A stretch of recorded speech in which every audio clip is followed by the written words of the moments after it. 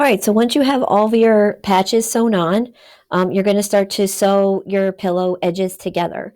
And we're going to stuff it like a pocket. So you're going to sew your three edges first, and then we'll put the stuffing in on the fourth edge and then finish that all up. So you're going to using your whip stitch for this. And the reason we use the whip stitch is that it kind of binds the edges together, and then it also holds the stuffing in.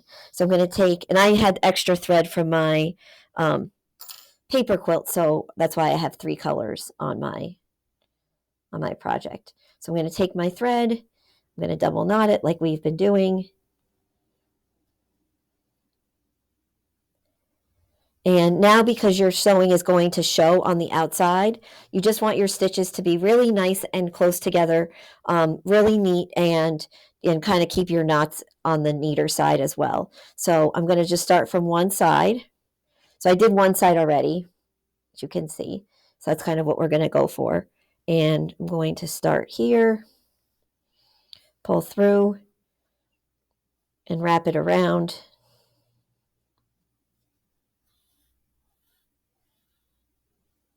And just like that. So this is an instance where the stitch does matter. If you do the running stitch, it's not going to hold together as well, and it won't look as neat. So this is an instance where you want to be doing that whip stitch and just kind of keeping it really close together, wrapping it around. It's going to, if your felt is uneven, it will kind of like bunch it together, so you don't have to worry about cutting anything or trimming anything. You can just use the whip stitch and it will all get kind of tucked in the same way.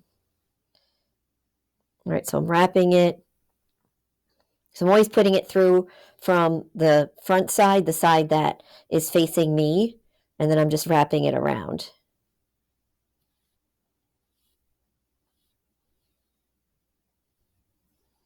And I'm going to use, my plan is to have like the yellow thread on the side. So I'll have like yellow here and yellow there, and then I'll do blue and blue.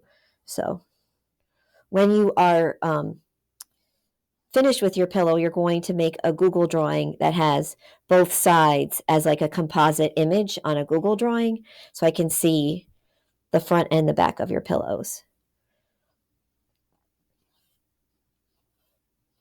So just take your time with this. Nothing with really like a lot of the sewing projects can be rushed.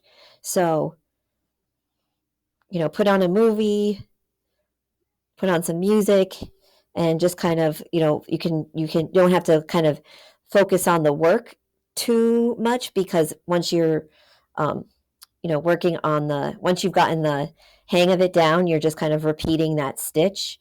But you just want to be patient with it. And you see here, this is a part where my felt is uneven, but I'm just going to stitch that together. And if you get a knot in your thread, just go slow, because that does happen, and just kind of work it out. Right? If you cut it, then your string's undone. So that's why it's another kind of good idea to go slow.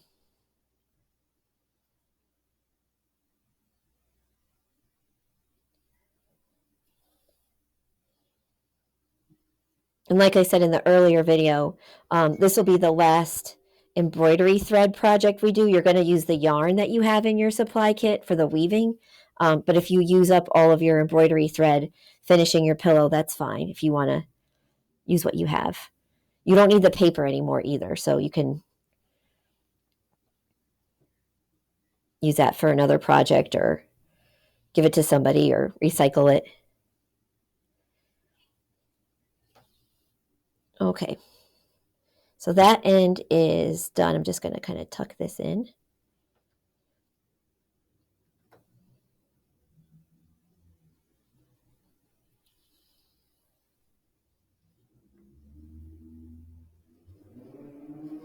All right, when you get to the end, so I've done this whole edge here, you're just going to cut it and give yourself a little bit of extra length, and then just do a double knot. And like I said, you're going to see the sewing on this now. Actually, I do a triple knot. So just if you have any like these long kind of pieces that are hanging, just cut them. Don't cut the knot, obviously, because that'll cut your knot apart. But just cut it like as short as you can to just make that a little bit neater. So I'm going to finish up my third side, and then I will show you the final part about how to stuff it, and then finish up your final edge of sewing.